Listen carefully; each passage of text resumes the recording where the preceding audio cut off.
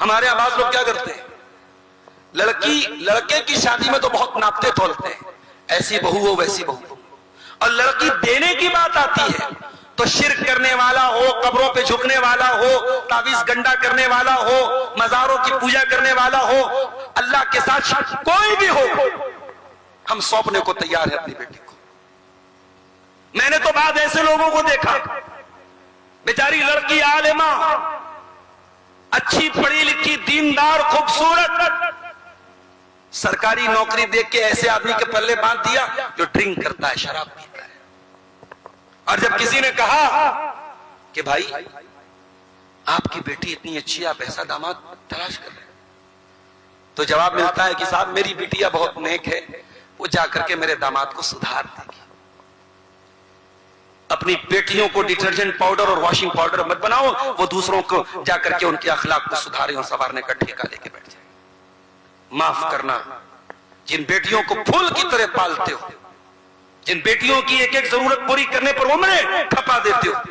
ان بیٹیوں کو کسی بے ایمان، کسی چور، کسی شرابی، کسی زانی، کسی بدکار، کسی حرام خور کو سونپتے ہوئے اللہ سے ڈرو میرے پیارے ساتھی۔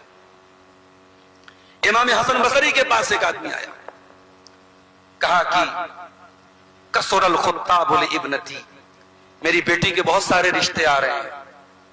لمن ازوجھا، اپنی لڑکی کی شادی کس سے کروں؟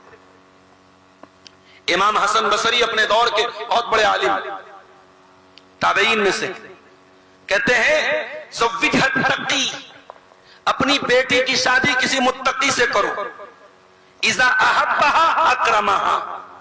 متقی سے کرو گے، دیندار سے کرو گے، پرہیزگار سے کرو گے، اگر تمہاری بیٹی سے محبت کرے گا تو عزت دے گا، اور اگر محبت نہیں کرے گا تو ذلیل نہیں کرے گا۔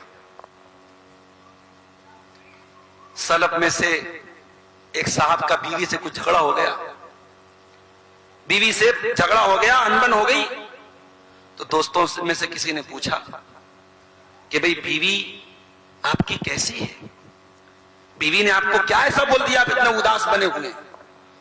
تو انہوں نے کہا معاف کرنا، اپنے گھر کا راز میں کسی دوسرے کو کیوں بتاؤں؟ میری بیوی کے اندر کوئی کمی ہے، کوئی عیب ہے، میں تم کو کیوں بتاؤں؟ کچھ دنوں کے بعد طلاق ہو گئی، عورت اپنے گھر چلی گئی، وہی دوست پھر ملے، کہا کہ اب تو بتا دیجئے، اب تو طلاق ہو گئی کہ بیوی کے اندر کیا کمی تھی؟ کہا کہ اب تو وہ اجنبی عورت ہو گئی، پرائی عورت ہو گئی، کسی پرائی عورت کا عیب میں کیوں بیان کروں؟ اللہ